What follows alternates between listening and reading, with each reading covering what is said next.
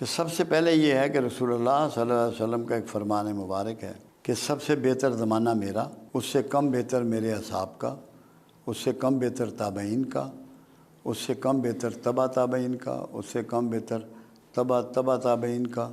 یہ 5 دور ہیں۔ اس کے بعد چھٹا دور جب شروع ہوگا، یہ دور فتن ہوگا جو قیامت تک بڑھتا ہی چلا جائے گا۔ دور فتن میں چلنے والے سے کھڑا ہوا، کھڑے ہوئے سے بیٹھا ہوا، بیٹھے ہوئے سے اپنے گھر میں دروازہ اندر سے بند کر لے، وہ محفوظ ہے۔ مگر دور فتن کی جو آپ نے تفصیلات بیان فرمائی ہیں، احادیث ہیں، ساری ترتیب ہے، مسلم میں ہے، بخاری میں ہے، بلکہ احادیث کا کوئی مجموعہ ایسا نہیں جس میں ان کا ذکر نہ ہو۔ خاص کر اولیاء مقبول جان نے ابھی ایک کتاب تھی حماد بن نعیم کی، وہ چھپوائی، وہ ہے دور فتن پہ، اس میں بھی یہ سارے ذکر موجود ہیں۔ جس کے مطابق جو میری فیلنگ ہے یا جو میں محسوس کر رہا ہوں، میرے ذہن میں ایک ترتیب اس کی بلٹ ہوئی ہے۔ کہاں سچ ہوتی ہے کہاں نہیں ہوتی، یہ تو مالک کا کام ہے۔ اپنا ارادہ بدل دے، اپنا پروگرام بدل دے، وہ تو مالک ہے۔ پہلے نمبر پہ جو اب واقعہ آپ دیکھیں گے وہ ہوگا ہر مجدون کی جنگ، جس کو آرمیگاڈون کہتے ہیں، جو ابھی فلسطین میں ہو رہا ہے، یہ بڑھے گی۔ اچھا، ہر مجدون ایک پہاڑی سلسلہ ہے، وہاں ابھی شروع نہیں ہوئی، جب وہاں ہوگی تو یہ ورلڈ وار ہوگی اور دنیا ساری اس سے تباہ ہوگی۔ ویسٹ کا تو نشان بھی نہیں بچے گا، بہت زیادہ دنیا میں تباہی مچے گی۔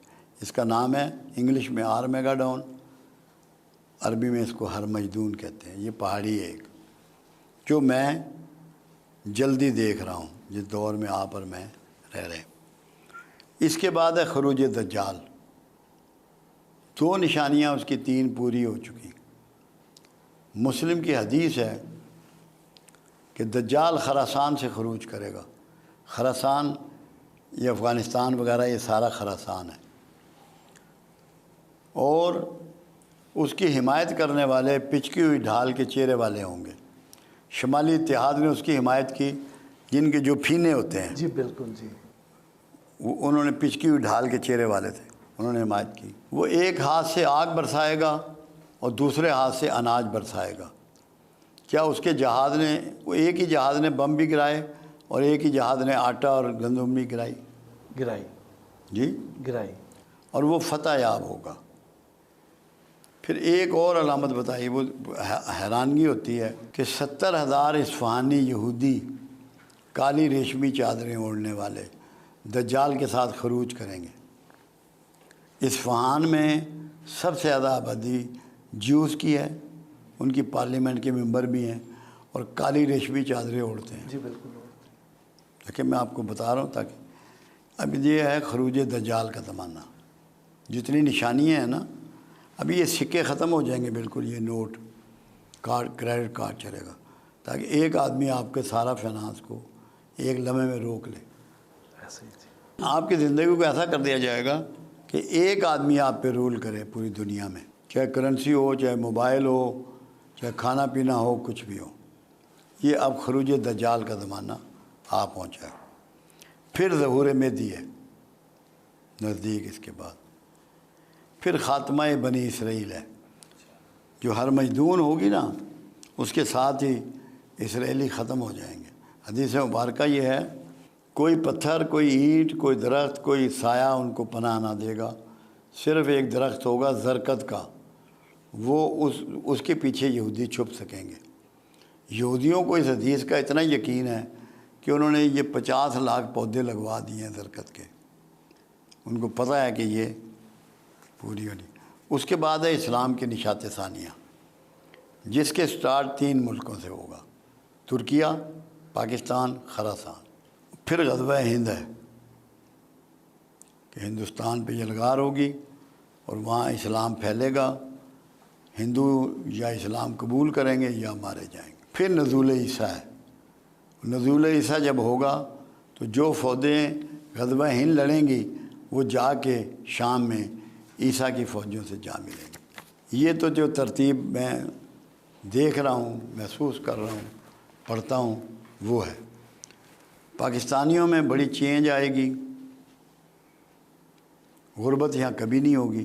ابھی بھی اگر کوئی یہ کہے کہ پاکستان غریب ہے یا لوگ غریب ہیں، اس سے بڑا جھوٹ کوئی نہیں، کیونکہ میں 1964 سے فگر نکالتا ہوں، جو کچھ ایک عام شہری کے پاس، ایک پاکستانی کے پاس سامان و دیگر سہولتیں 64 میں تھی، اس سے 4 گنا سے 6 گنا ہیں اس کے پاس۔ جی بالکل ہے۔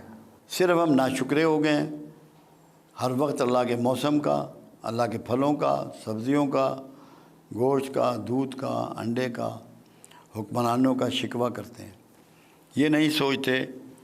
اب جیسے حکمران ہی ہیں، ہم یہ سمجھ رہے ہیں کہ یہ خود آ گئے یا ان کو فلاں ووٹوں نے بنا دیا۔ قرآن تو یہ نہیں کہتا، قرآن تو کہتا ہے جس کو چاہوں معزول کروں، جس کو چاہوں حکمرانی دوں۔ جب یہ فیصلہ اللہ کے پاس ہے تو ہمیں اللہ کے فیصلے سے ڈفر کرنے کی ضرورت کیوں ہوتی ہے؟ بالکل ٹھیک بات۔ ہمیں نہیں ہونی چاہیے، یہ بغاوت ہے اللہ سے۔ جب کملی والے کی ایک سٹیٹمنٹ موجود ہے، تم پر اگر ایک نک کٹا حبشی بھی حکمران بنا دیا جائے تو تم نے اس کی بھی فرما برداری کرنی ہے۔ نک کٹے حبشی کا لفظ میرے آقا لے رہے ہیں۔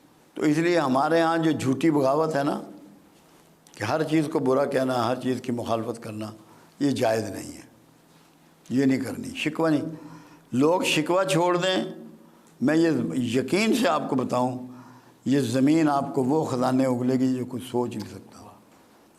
سونا، چاندی، تانبا، پیتل، پلیٹینم، گیس، پیٹرول، زمرد، یاقوت سب اگلے گی۔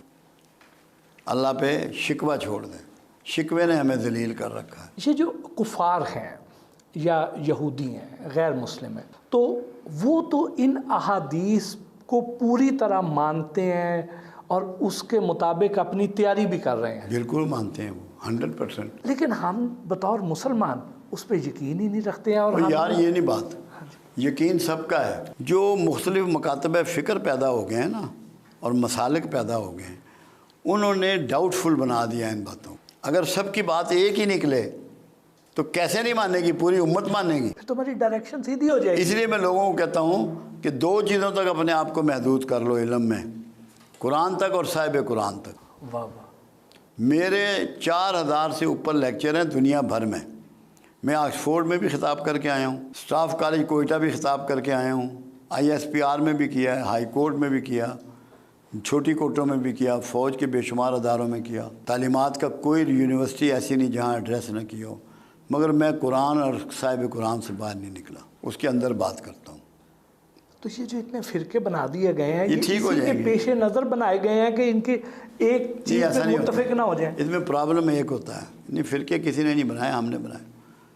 آپ کی اور میری ڈسکشن ہوئی، ہم دونوں علماء ہیں، ایک دوسرے کو دلیل دینے کے باوجود ہم نے ایگری نہیں کیا۔ وہ آگے اپنے اسٹوڈنٹ کو بات بتا دی، وہ ایک فرقہ پیدا ہو گیا، وہ ایک سوچ پیدا ہو گئی۔